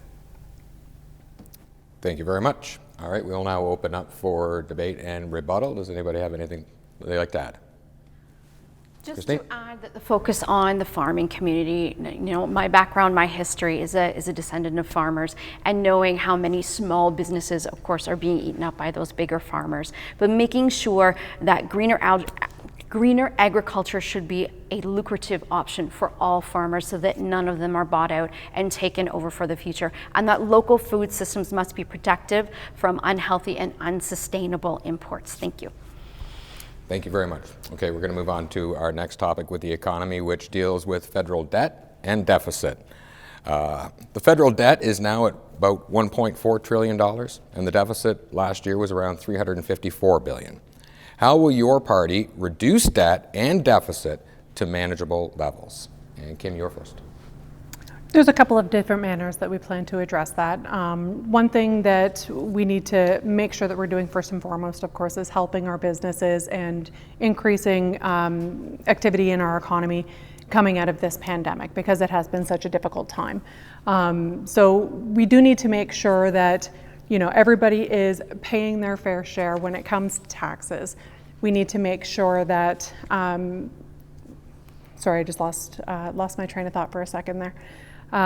We need to make sure that everybody's paying their fair share.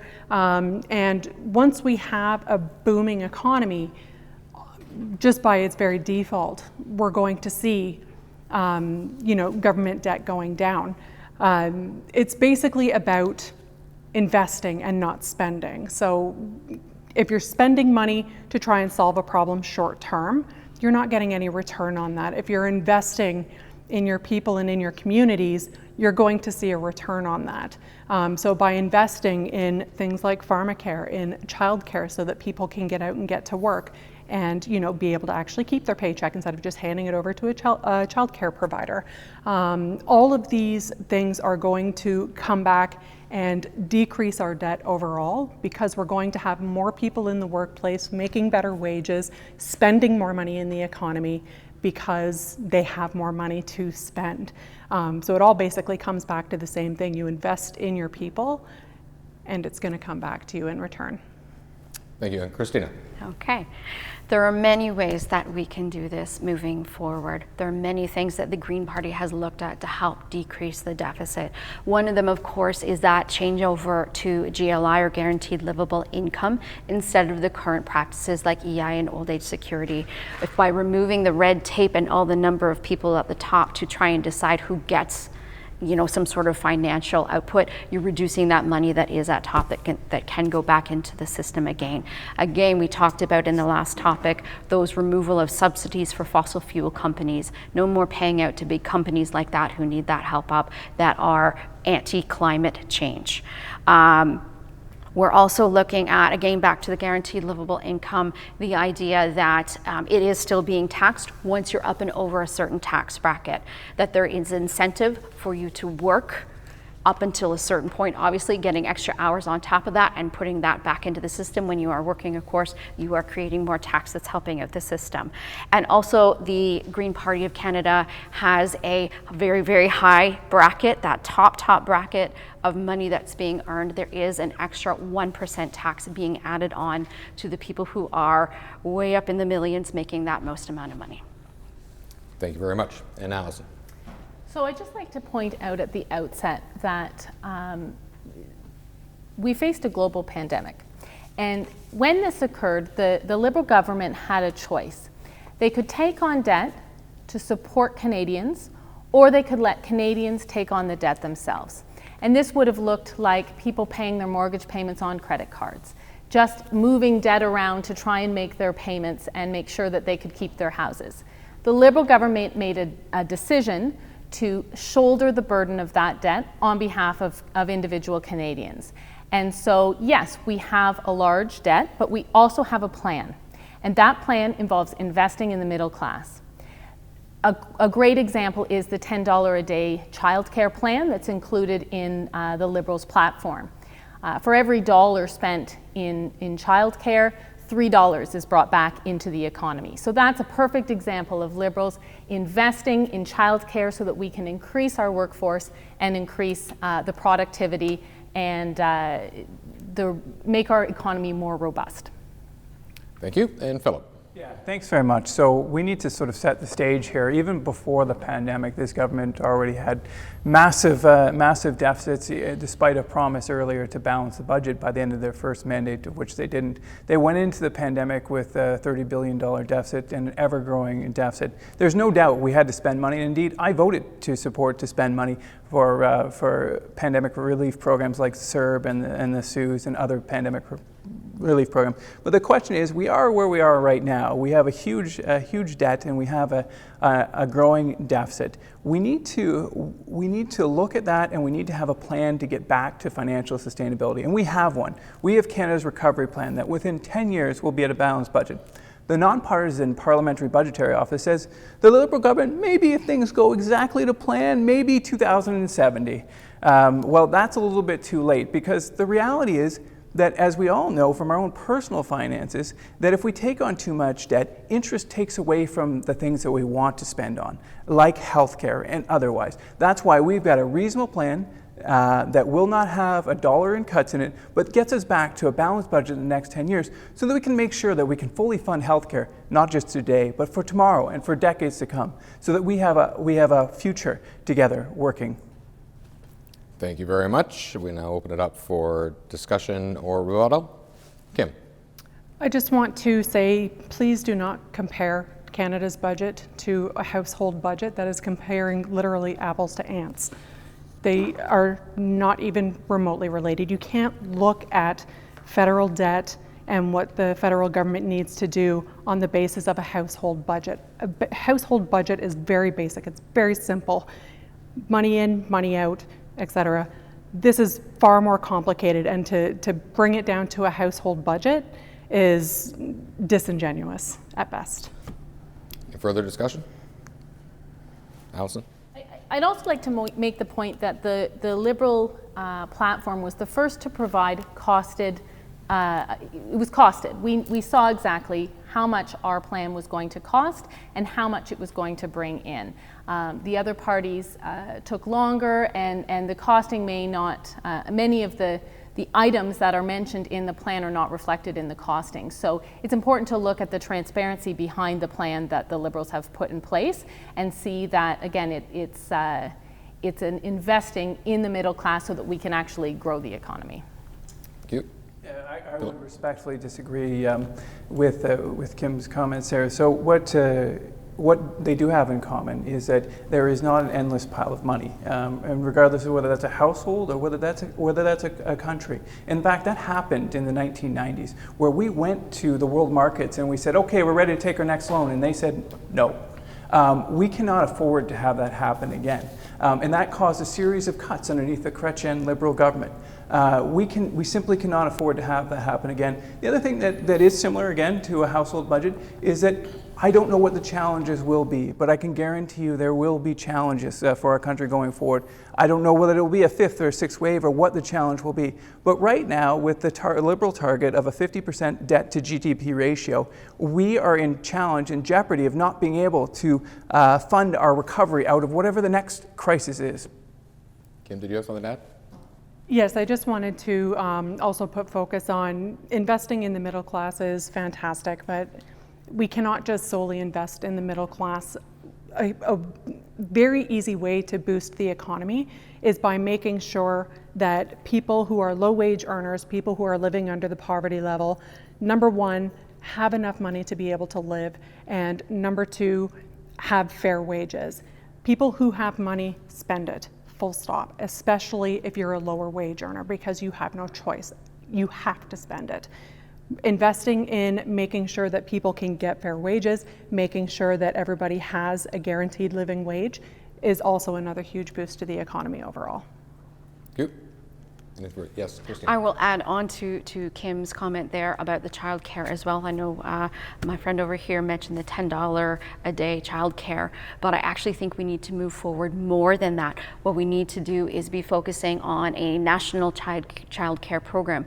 I think of the country of France that actually has one, that at 3 months old, every single individual, every single child born is able to go into a national child care program. That system is in place so women can go back to work and earn the wages that they need to do in order to survive. And we need something like that.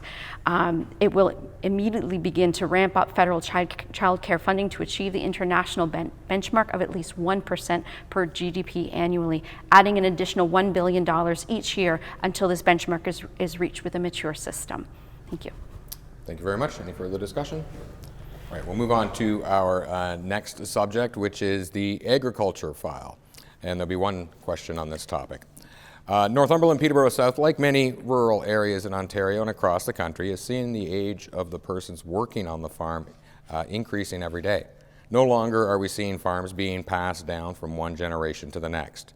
What we are seeing is family farms being sold or their operations closed completely. As the MP for the riding, what are your plans to help attract the younger generation back into the agriculture industry and keep the farms alive, profitable, and operational? Christina, you're first. Thank you. I will say that a lot of my walking around this riding in the past weeks has been out and actually to the farmers markets. And I've had the opportunity to speak to people locally. I was out in Newcastle on Sunday and met a young man that, although younger than me, sounds like we both went to Grafton Public growing up and we both worked or lived on Shelter Valley Road growing up. And he has his own farm. And I see those youth getting back to the small farms, called the hobby farm, if you will. Those people are there and they want to do it. If we had more people actively having an incentive to actually put this forward and growing organic to help actually capture carbon from the atmosphere to put back into the soil by having cover crops. Folks, go watch Kiss the Ground on Netflix tonight if you can, and you will understand more about what I'm talking about. It is a fantastic program that just helps understand the concept, and we need to put that money back into the local farm to make it a lucrative business for them going forward, rather than being bought out by the big businesses. Thank you very much. And Allison. So in the course of my professional career, I do estate planning and I work with lots of farmers. I work with farmer families, and one of the things that we talk about is this very issue of transitioning the farm to the next generation. So I'm quite familiar with this issue and some of the struggles that come along with it. And what I'm quite excited to say I've been seeing is a really excited younger generation of farmers in this area who wish to take up the mantle and to continue on the tradition, and I think that's wonderful. And I think what is making it so exciting is the promise of green technology. We are seeing I am personally seeing committed farmers and folks who are in rural related industries coming to me and saying, well, how can we incorporate green technology into the work that we're doing? This is the kind of thing that gets me really excited about my potential role as a member of parliament, is helping those people to say, okay, here are the investments, the $8 billion that the federal government is willing to put into this. Let's look at how we can make it work so that you can continue farming and you can continue on with your family tradition. I think it's an amazing opportunity that this riding has to explore, and I really look forward to being part of that. Thank you very much. And Philip. Thank you. So first and foremost, we have to make farming we need to make it economically viable again. Unfortunately, we've seen an increase in inputs and prices, such as the carbon tax. That's why I put forward Bill C-206 that reduced the costs of inputs for farmers, making it more viable for the small farms. And the Green Party and the NDP supported me in that, and I really appreciate that support. There was only one party that did not. And so we need to make it economically viable. I live in the country. I am surrounded by farmers. They're my friends, and we need to, and I also served as a substitution on many times on the Agriculture Committee, and there's a series of structural issues that the government needs to take care of. One, we need to reduce the costs on them, such as the carbon tax. Secondly, we need to review the stability programs that are out there. Unfortunately, they're a little bit dated. There's a study that's gone on. We need to make them more modern and to improve them. And the other thing I would say is that I would agree with everyone here. There's no question that farmers are actually a leader in environmental practices. They are the stewards of our lands. In fact, I was just talking to a local farmer, a young guy.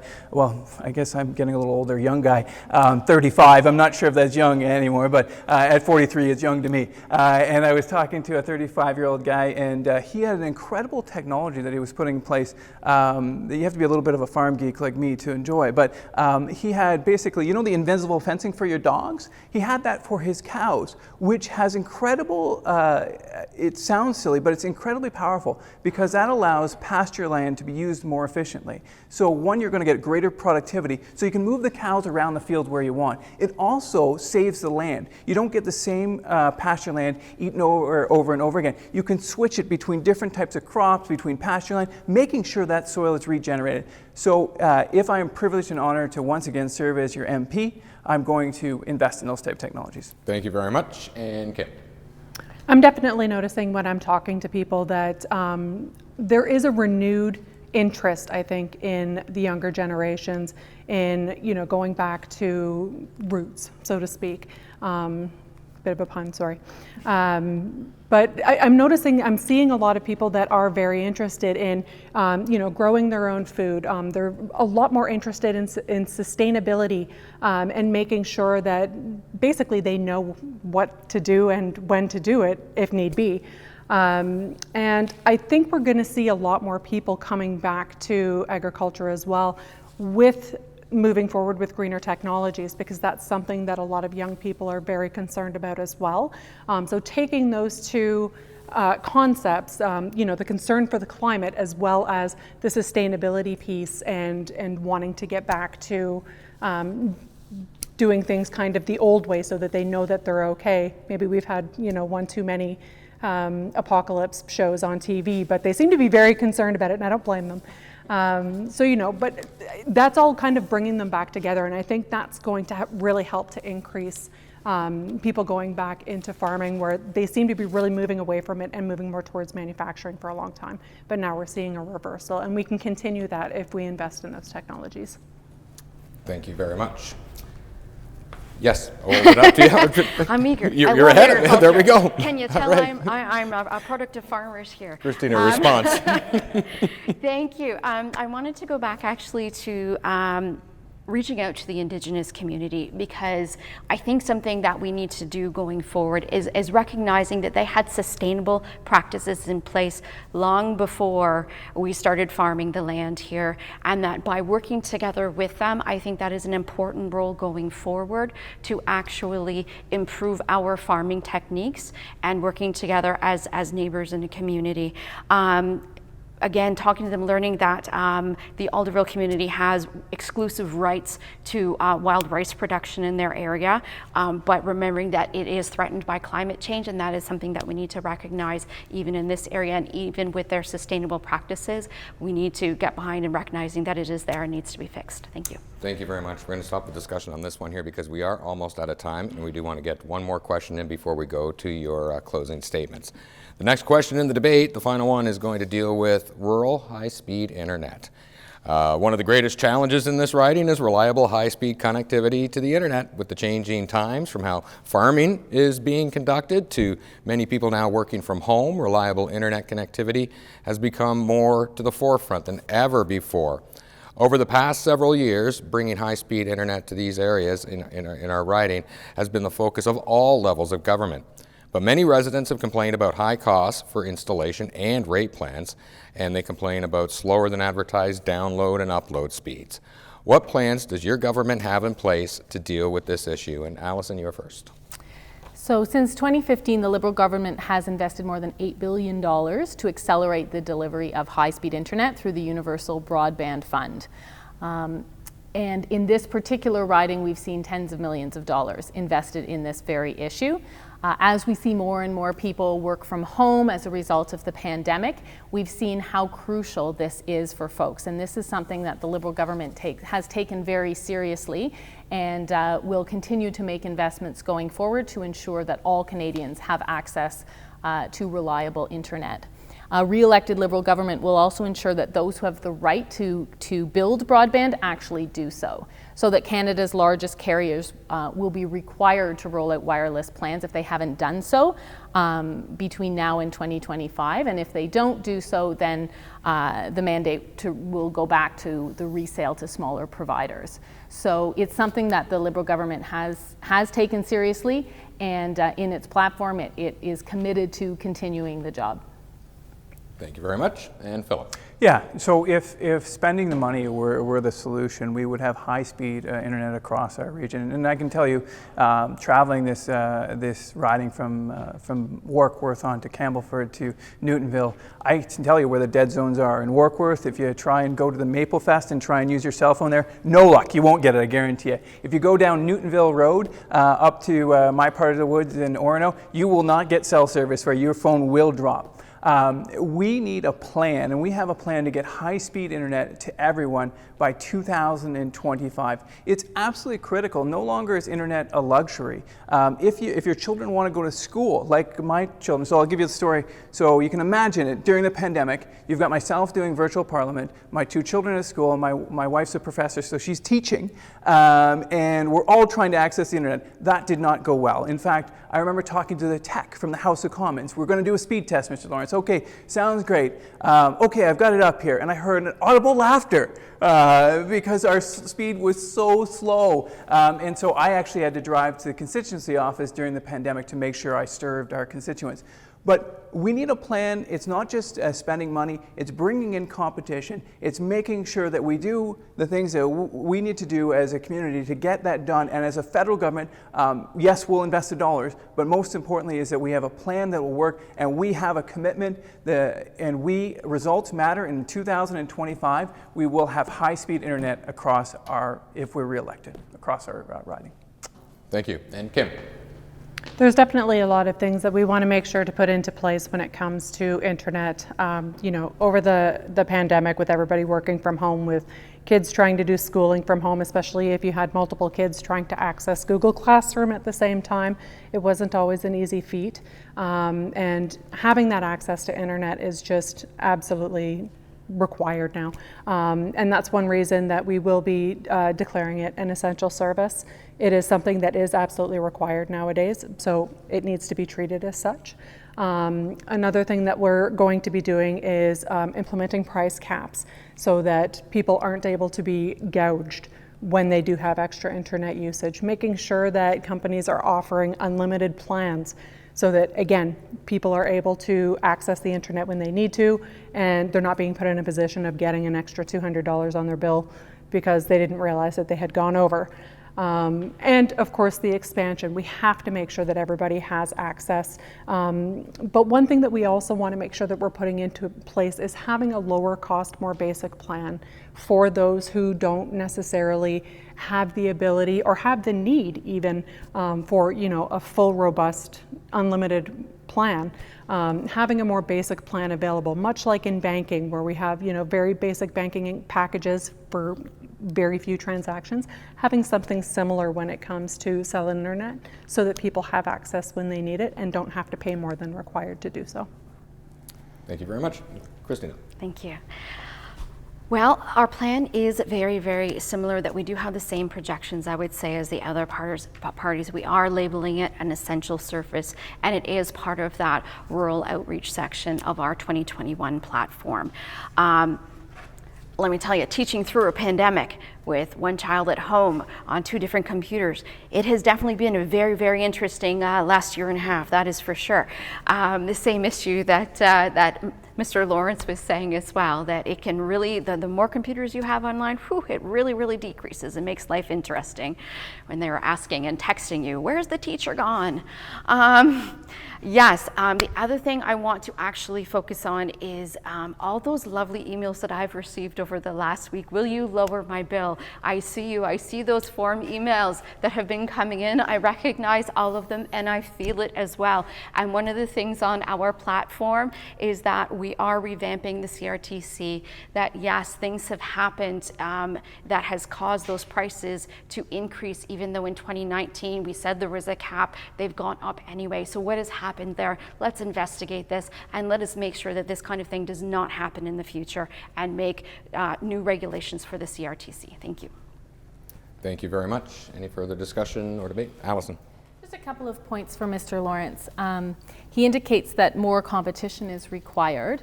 And I just want to make it clear that the Conservative Party, when they're talking about more competition, they're talking about foreign ownership. So I think that's important to make clear. And I'm also concerned about the plan. He's indicated that there is a plan, but the costing shows $0 for rural connectivity. So my concern is that we're getting a promise, but we don't have any actual financial backing of that promise. Philip? My concern is that we've had lots of finances, but no results.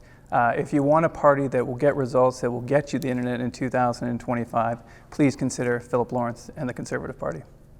All right, that is going to wrap up the question and answer portion of the debate. We are now going to hear closing statements from our candidates.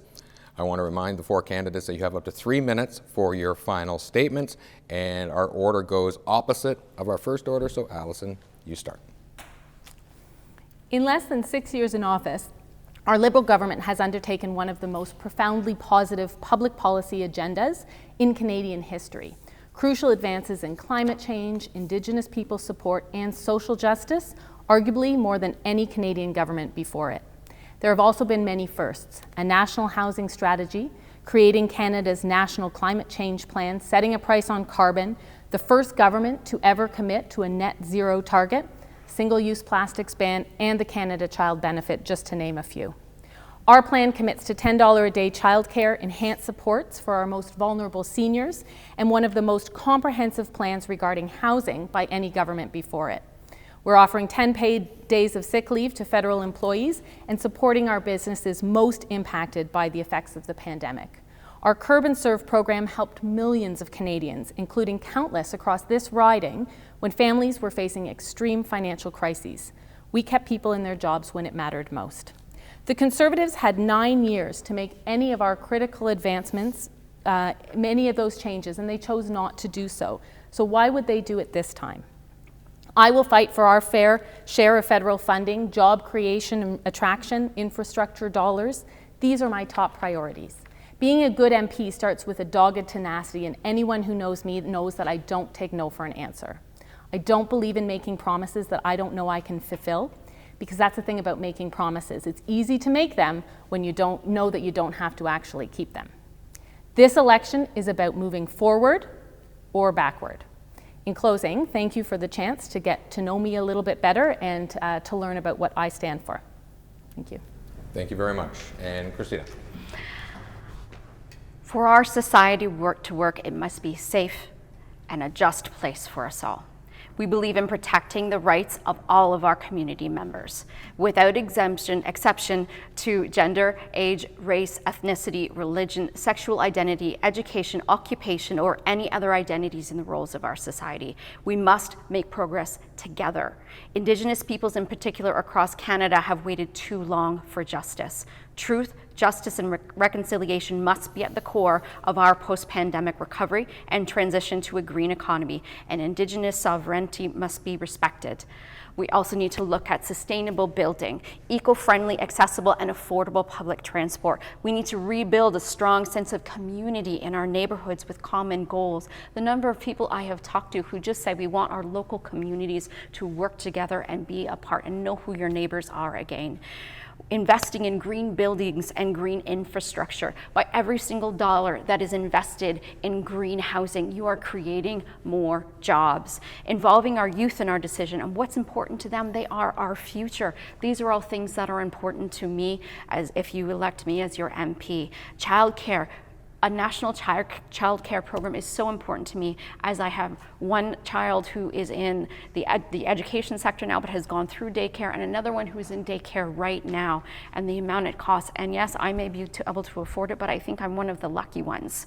I think a lot of people have difficulty with that, and we do not have spaces available. Just in the 4 years between my two children, the spaces diminished and decreased. The demand became higher in our community for childcare, and suddenly I no longer had a spot for my son, even though I let him know when I was pregnant and at the hospital that he was coming. I still did not have a space when it came time for me to go back to work. 16% of children in Northumberland County right now live below the poverty line. And based on our current cost of living, a real living wage needed in Northumberland is over $17 an hour. And this is where guaranteed livable income can come in and help with those situations. The vacancy rate is 1.3% for affordable housing. That is too low for our region. There are not houses available, and we need to look at more rental housing available for our area. These are all the things that I really strongly believe in, and fixing mental health in our area too. Please think about going green. The Green Party of Canada is not all about climate change. There is more to us. We have a great outlook for the future and the transition to a just new green economy. Thank you. And thank you to all the people who have supported me through this.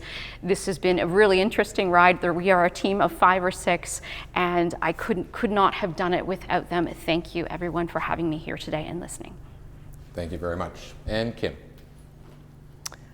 In this election, you have a choice between the parties that we've continuously rotated between without having seen any discernible difference in our riding, or voting for myself and Jagmeet Singh, the NDP, who have always had workers' backs and have helped try to lift everybody, not just a select few. The past 18 months have shown that we can confront any challenge when we have to, when we choose to, and when we come together. If we want different results, we need to make different choices. What we need right now is the courage to act together. And that is exactly what New Democrats offer to Canadians. In every part of our riding, families are worried about jobs, the health of our loved ones, the climate crisis, and the public services that everyone counts on. We can make life more affordable for everyday people by investing in healthcare, in affordable housing, in pharmacare, and in childcare.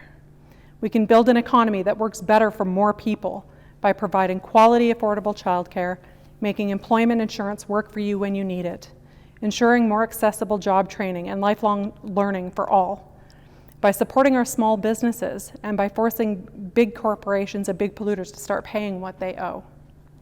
We have a detailed plan to combat the climate crisis that will both create good jobs and a green economy.